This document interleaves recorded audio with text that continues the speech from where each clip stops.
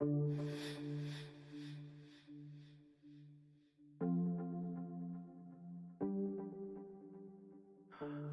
everyone, let's have a little bit of a Tuesday update on the news here, and focusing on some crypto news, but also maybe what's going on in Sweden a little bit here. So without further ado, let's jump on to the Swedish election, which was kind of interesting. That the Swedish Democrats, which is like the right, kind of like the right-wing party here in Sweden, they took 17.6%, but they really had about 25% or 27 until there was a computer glitch. So then they went from like 27 down to 17 suddenly, and but of course nobody is reporting on this really, so this just means we're not better than Zimbabwe or New Brunswick in Canada, where there always seems to be a glitch in the computer, and then the results pop out, maybe according to a certain plan. Well, that was very strange, and now it seems like the parliament, there's a hung parliament as well in Sweden, and so we'll see what the hell will happen. But for sure, I mean, if they could just put these elections on the blockchain in the future, I mean, I think it was Superman who said that there's a crypto named POL or something like this, where you can actually put everything on the blockchain and have a voting process that without these other mafia kind of methods that we're used to. And yeah, of course the social democrats, he says he would continue to work on calmly as prime minister under a new government formed, and he said he wouldn't talk to the right-wing party with roots in Nazism, and would never offer anything responsible but hatred, only hatred. I mean, they are so scared now that the right-wing parties are gonna take over from these left-wing terrorists that been kind of screwing up society for the last, well, many years, and with the political correctness and everything like that, especially here in Sweden. I mean, it's terrible. And so I mean, this is what's needed, a little bit more right-wing, but of course not the extreme, but there needs to be a little bit more order in the society, a little bit more rules, and in terms of people coming in and out of the country. I mean, you can't just open the floodgates like a few years ago. I mean, that was so obvious for anybody who was half awake, both for Germany and especially Sweden as well, that this was not gonna end in a good way. And but it's probably part of the major plan anyways, that this is what they wanted, and at the end it's probably going to be like some kind of a stupid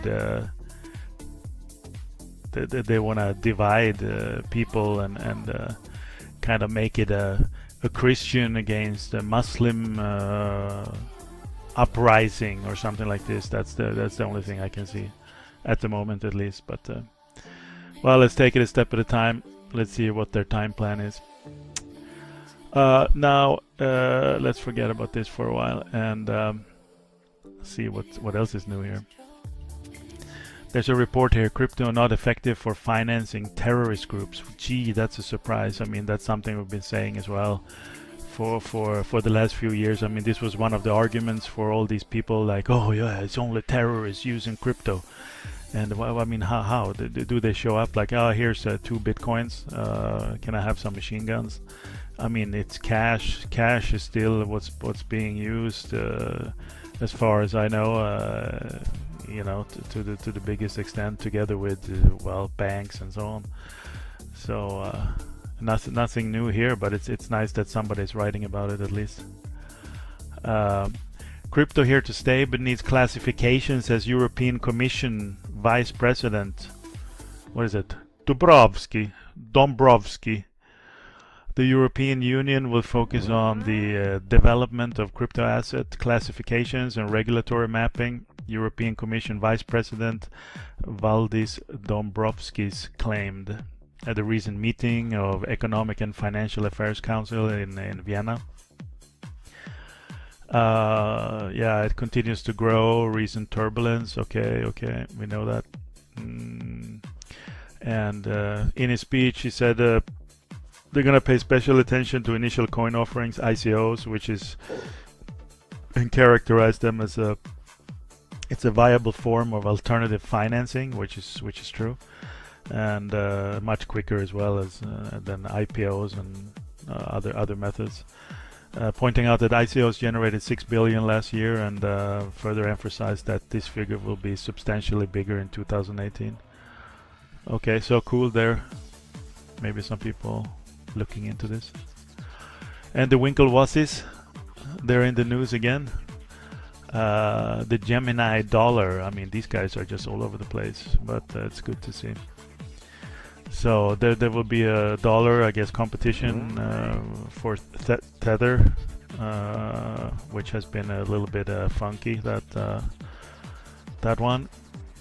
And it will be issued by the Gemini, a New York trust company, strictly pegged 1-to-1 to the US dollar and built on the Ethereum network, according to the ERC20 standards for tokens. So it will combine credit worthiness and price stability of the US dollar with blockchain technology and oversight of with regulators, namely the New York State Department of Financial Services. So that sounds I guess that's probably a good thing, yeah.